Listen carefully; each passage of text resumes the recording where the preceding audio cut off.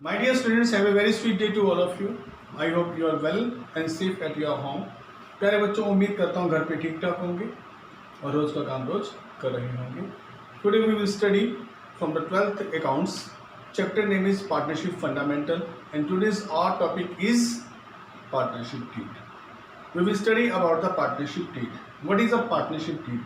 As we know that partnership is the outcome of agreement among the partners. Partners के बीच में जो agreement होता है उससे पार्टनरशिप बन जाती है. ये बहुत जरूरी है कि वहां पर कोई ना कोई एग्रीमेंट हो. कुछ टर्म्स एंड कंडीशंस एग्रीमेंट में जरूर लिखी हुई होती हैं जिन्हें वो सारे के सारे पार्टनर्स फॉलो करते हैं, उनका अनुसरण करते हैं. तो माय डियर स्टूडेंट्स, मैं ये कहना चाहता हूं पार्टनरशिप का जो एग्रीमेंट है असल में वो पार्टनरशिप डीड ही है. जी हाँ, पार्टनरशिप के एग्रीमेंट के अंदर कुछ टर्म्स एंड कंडीशन होती हैं जिन पे सारे पार्टनर्स एग्री हो जाते हैं.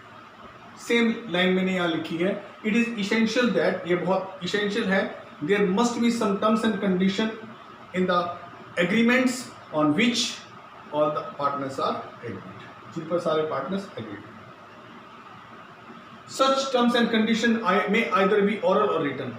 ये टर्म्स और कंडीशन ओरल भी बोली जा सकती हैं या फिर इसे रिटन एग्रीमेंट के रूप में लिखा भी जा सकता है, स्टाम्प पे लिखा भी जा सकता है.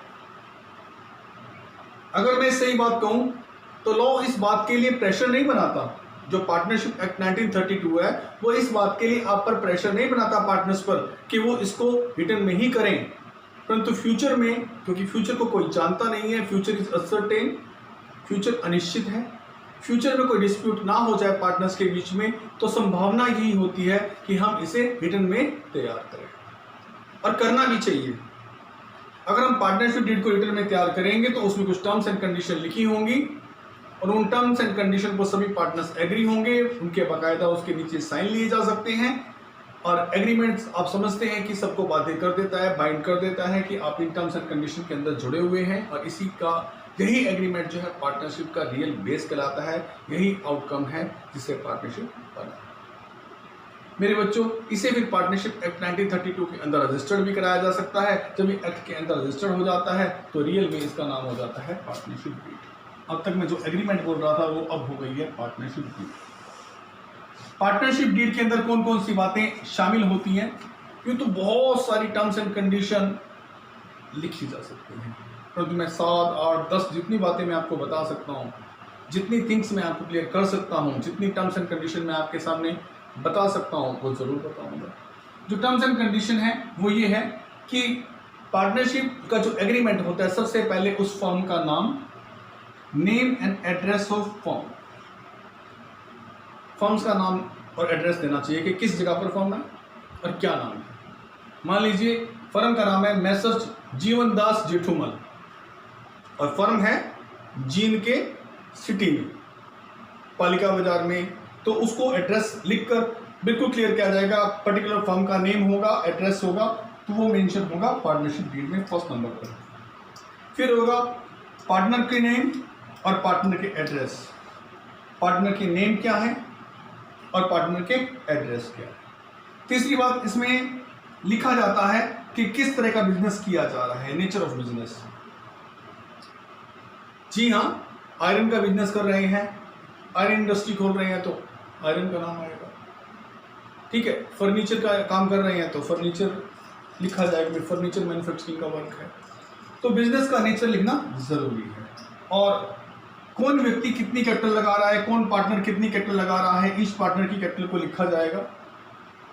ए ने इतने लगाए, बी ने इतने लगाए, सी ने इतने लगाए, उसकी कैपिटल को मेंशन किया जाएगा पार्टनरशिप डीड में. फिर ये देखा जाएगा कि अब इन्होंने जो कैपिटल लगाई है उस पर इंटरेस्ट किस रेट से दिया जाना है, वो भी साफ साफ मेंशन किया जाएगा. पैसा निकालते हैं तो इंटरेस्ट ऑन ड्रॉइंग का रेट भी जो होगा उसे भी साफ साफ मेंशन किया जाएगा. गुडविल कैसे कैलकुलेट करनी है फ्यूचर में जाकर, प्रॉफिट्स के कौन कौन से मेथड पर करनी है, उन सब का एक्सप्लेनेशन एलोबरेट उसे अच्छी तरह से यहाँ किया जाएगा. प्रॉफिट शेयरिंग रेशियो पार्टनर्स के बिटवीन क्या होंगे, इसे भी अच्छी तरह से मेंशन किया जाएगा. एग्रीमेंट है, एग्रीमेंट में हर चीज़ मेंशन होनी चाहिए, अदरवाइज फ्यूचर में डिस्प्यूट होगी. सभी कहेंगे मैं बराबर बराबर प्रॉफिट लेने को तैयार हूँ, जबकि जिसने ज़्यादा कैपिटल लगाई वो ज़्यादा प्रॉफिट की डिमांड कर सकता है. जी हाँ, अगर कुछ ना लिखा जाए, ये पार्टनरशिप डीड ना हो तो अदर तरह से रूल लागू होते हैं। वो इसके बाद जो वीडियो बनाऊंगा उसमें बताऊंगा rules applicable in the absence of partnership deed. अगर पार्टनरशिप डीड ना हो तो क्या रूल्स लगते हैं, कोर्ट क्या जस्टिफिकेशन करेगा, कोर्ट क्या फैसला देगा अगर आप कोर्ट में जाते हैं, वो बाद में पढ़ाऊंगा। इसमें प्रॉफिट शेयरिंग रेशियो मेंशन किया जाता है, सैलरी देने की क्या टर्म्स एंड कंडीशन होगी, कौन एक्टिव पार्टनर है, कौन ज़्यादा ड्यूटी दे रहा है बिजनेस में, किसको सैलरी देनी है, और देनी है तो किस टर्म्स के साथ देनी है, कितनी देनी है, उसका मेंशन किया जाएगा। इसमें यह भी मेंशन किया जाता है कि नया पार्टनर एडमिशन होगा तो किस शर्त पे एडमिशन होगा, किस शर्त पे एडमिशन किया जाएगा, कैसे एडमिशन किया जाएगा, रिटायरमेंट अगर किसी ने लेनी है तो उसका तरीका क्या होगा, कितने समय पहले उसे नोटिस देना होगा। तो ये सारी बातें जो हैं पार्टनरशिप डीड में मेंशन की जाती हैं। इससे कहीं और ज़्यादा बातें भी जो है हम मेंशन कर सकते हैं। ये जस्ट मैंने आपके सामने एग्जांपल रखे हैं, 7-8 बातें बनाई हैं कि पार्टनरशिप डीड में ये शामिल होता है।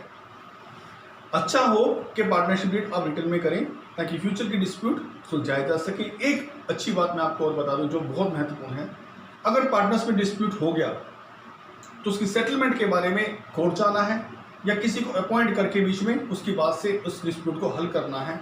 ये सारा वर्णन भी इसमें लिखा जाता है, जो मैंने यहाँ लिखा है कि सेटलमेंट ऑफ डिस्प्यूट का वर्णन भी यहाँ पर अच्छी तरह लिख दिया गया है।